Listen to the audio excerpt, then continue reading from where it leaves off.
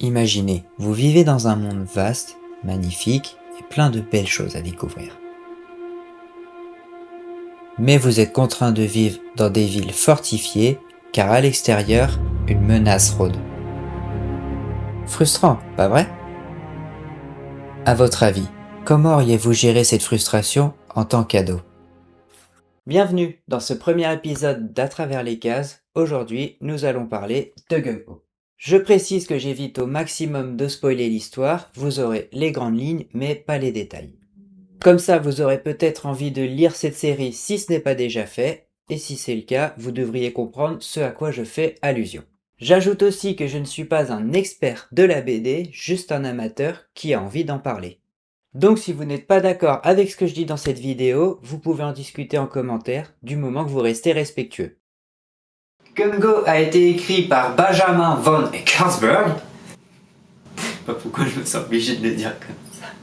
Et dessiné par Thomas van Koumant.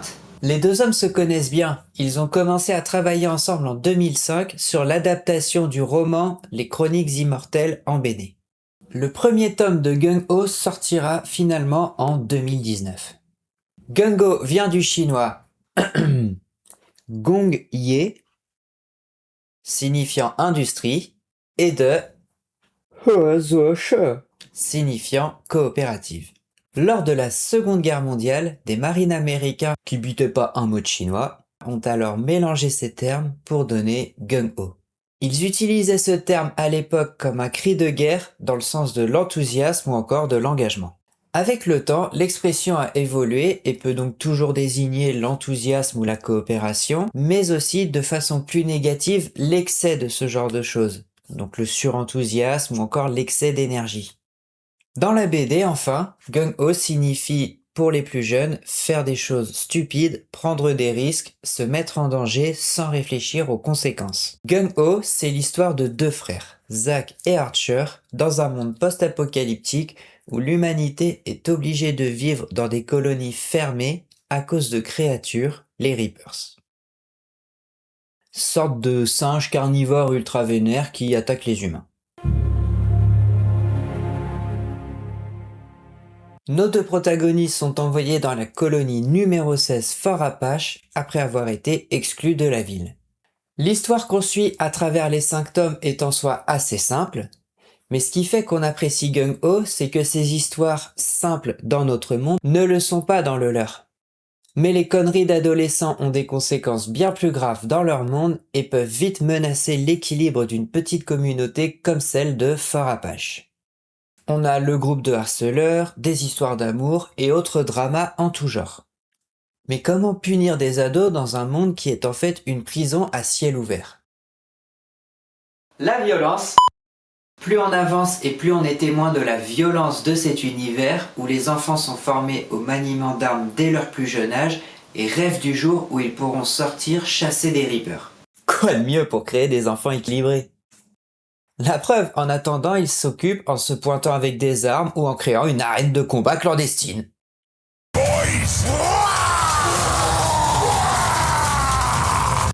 Bon, et du côté des adultes alors? C'est pas beaucoup plus reluisant. Entre corruption, abus de pouvoir, injustice, leurs travers sont aussi exacerbés. Les ressources limitées, d'autant plus dans une petite colonie comme celle de Fort Apache, nécessitent donc de mettre en place des règles particulières. Les adultes cherchent en quelque sorte à reproduire l'ancien monde, celui d'avant l'apparition des Reapers. La violence s'exprime de diverses façons dans cet univers, les adultes l'utilisant notamment pour châtier les adolescents, le fameux qui aime bien châtie bien. Ils l'utilisent aussi pour frimer ou pour jouir d'un certain statut social. Dans certains cas, la violence est encouragée, voire même récompensée. À l'extérieur, c'est une violence plus primitive. Les humains sont des proies pour les Reapers qui n'auront aucune pitié pour eux. Quand les humains sortent, c'est uniquement en convoi et armés. Contrairement à Walking Dead par exemple, on a encore des bastions humains importants dans Gung-Ho. On sait par exemple que la ville qui fournit les ressources à Fort Apache et d'où viennent Zack et Archer compte 300 000 habitants. On a donc cette dichotomie entre d'un côté des adultes qui cherchent à rester civilisés malgré ce qu'il se passe autour, quitte à bannir ceux qui ne respectent pas les règles et ce quel que soit leur âge, ce qui revient à les condamner à mort. Et d'un autre côté, des jeunes qui, eux, rêvent de liberté, de vivre, pendant que les adultes survivent. Zack et Archer sont des orphelins, donc ce sont les derniers éléments desquels on va se soucier quand tout le monde a une épée de Damoclès au-dessus de la tête.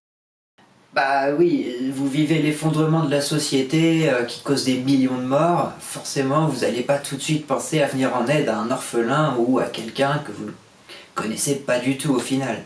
Vous allez déjà essayer de vous en sortir, vous. Quand on en apprend plus sur leur passé à l'orphelinat, on a vraiment l'impression d'entendre le récit d'un prisonnier. Ce passé compliqué fait qu'ils ont vite compris qu'ils ne pouvaient pas se fier aux adultes. Archer est particulièrement rebelle et provocateur. Il refuse de grandir et fuit les responsabilités, vivant au jour le jour sans réfléchir au lendemain. Alors que Zack apparaît comme le plus réfléchi et le plus mature.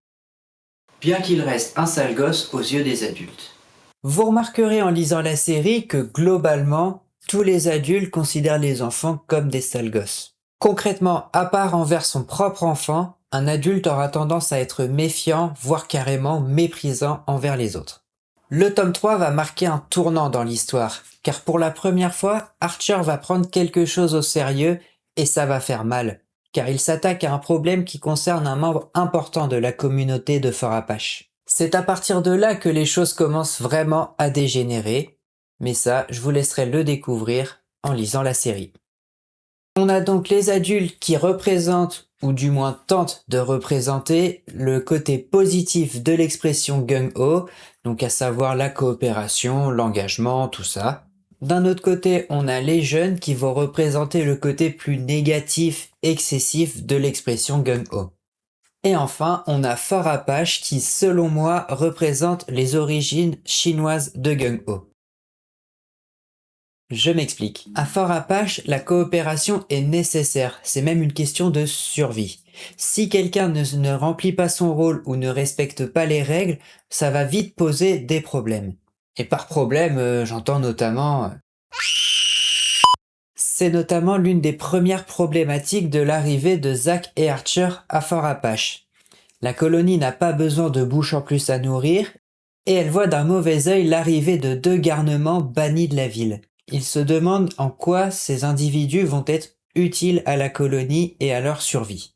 Vous vous en doutez, mais c'est plus compliqué que ça. On n'est pas sur une histoire de gentils adultes d'un côté contre sales gosses de l'autre, c'est plus nuancé que ça. Bon, et si on parlait un peu de ce qu'on voit concrètement dans cette BD? On est donc dans un monde post-apocalyptique, en effet, mais assez différent de ce qu'on a l'habitude de voir dans le genre. Concrètement, c'est beau. Alors c'est notamment dû au fait qu'on découvre cet univers par le prisme d'adolescents qui rêvent d'aventure, de liberté, de... Toujours est-il que pour une fois dans du post-apo, on prend une véritable claque visuelle colorée. On a de nombreuses grandes cases qui nous permettent d'admirer les dessins sublimes, les paysages vastes, dans un style proche de la peinture. On est sur quelque chose de très contemplatif, aussi permis par le grand format choisi par la série. La page d'ouverture du tome 1 nous montre les codes classiques du post-apo. On est sur des couleurs sombres, des adultes qui discutent de sujets sérieux avec un air grave, des bâtiments délabrés, etc. Puis quand nos 2 jeunes protagonistes apparaissent pour la première fois, paf, là ça claque, là c'est clinquant. Parce que ces gamins vivent, profitent de l'instant présent quand les adultes survivent et pensent à l'avenir.